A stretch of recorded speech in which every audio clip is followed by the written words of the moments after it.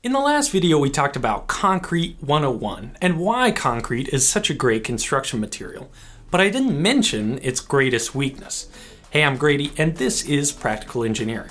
On today's episode, we're continuing the series on concrete with a discussion of reinforcement.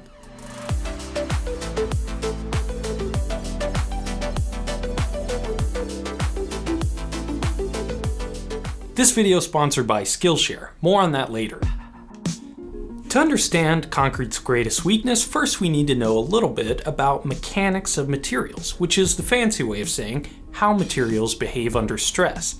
Stress in this case is not referring to anxiety or existential dread, but rather the internal forces of the material. There are three fundamental types of stress: compression, pushing together, tension, pulling apart, and shear, sliding along a line or plane. And not all materials can resist each type of stress equally. It turns out that concrete is very strong in compression and weak in tension. But you don't have to take my word for it. Here's a demonstration. These two concrete cylinders were cast from the exact same batch, and we'll see just how much load they can withstand before failure. First, the compressive test. Under compression, the cylinder broke at a load of about 1,000 pounds. That's 450 kilo. For concrete, that's pretty low because I included a lot of water in this mix. The reason is my rig to test tensile strength isn't quite as sophisticated. I cast some eye bolts into the sample and now I'm hanging it from the rafters in the shop. I filled up this bucket with gravel, but it wasn't quite enough weight to fail the sample, so I added another dumbbell to push it over the edge. The weight of this bucket was only about 80 pounds, or 36 kilos. That's less than 10% of the compressive strength. All this to say, you shouldn't make a rope out of concrete. In fact, without some way to fix this weakness to tensile stress, you shouldn't make any kind of structural member out of concrete, because rarely does a structural member experience just compression. In reality, almost all structures experience a mixture of stresses. That's no more apparent than in the classic beam. This particular classic beam is homemade by me out of pure concrete here in my garage. Applying a force on this beam causes internal stresses to develop, and here's what they look like. The top of the beam experiences compressive stress, and the bottom of the beam experiences tensile stress. You can probably guess where the failure is going to occur on this concrete beam, as I continue to increase the load.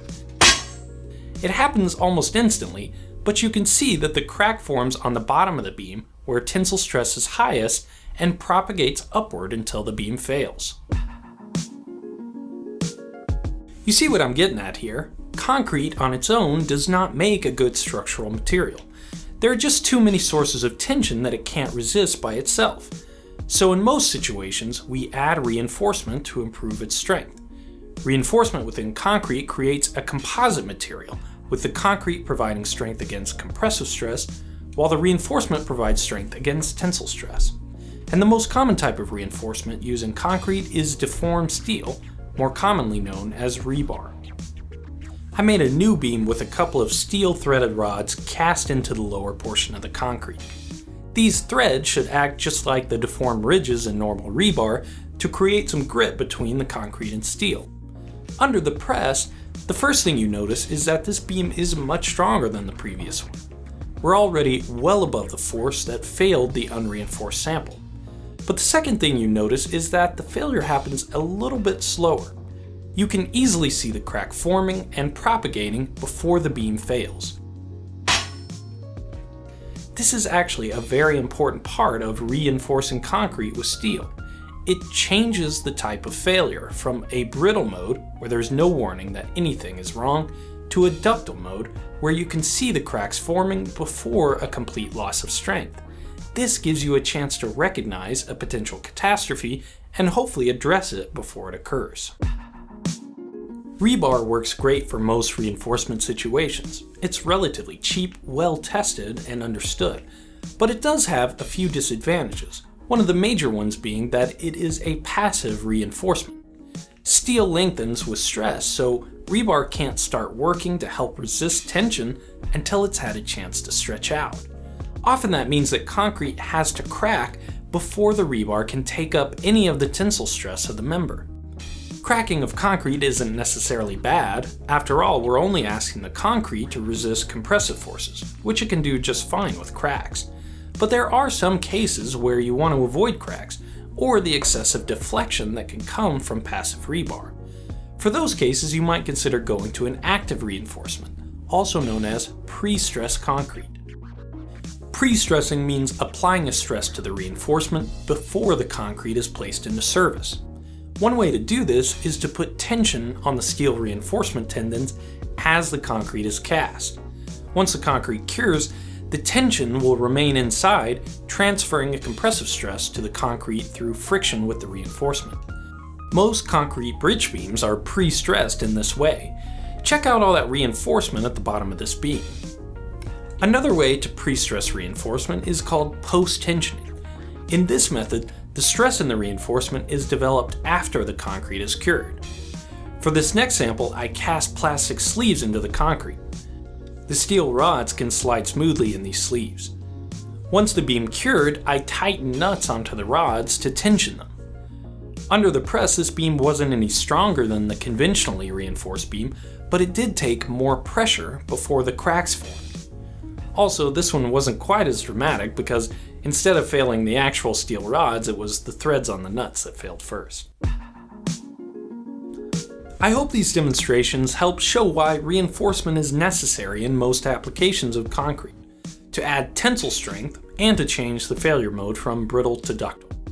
Just like the last video, I'm just scratching the surface of a very complicated and detailed topic.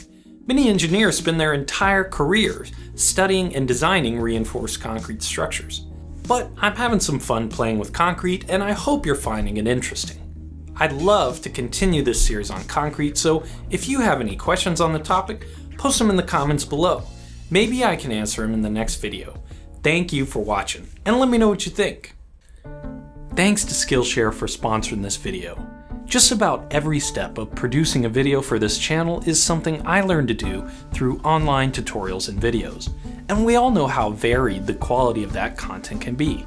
Skillshare allows you to learn new skills from experts in their fields, producing high-quality classes like this one from world-famous Burley graphic designer Aaron Draplin. I make a lot of technical illustrations on practical engineering to communicate complex topics, so learning new tips and tricks from someone like AJD is so valuable to me. If you're trying to learn a new skill or improve on an existing one, cut through the clutter of online tutorials and click on the link in the description below to start learning with Skillshare. The first 1,000 people to sign up will get their first 2 months free. Again, thank you for watching, and let me know what you think.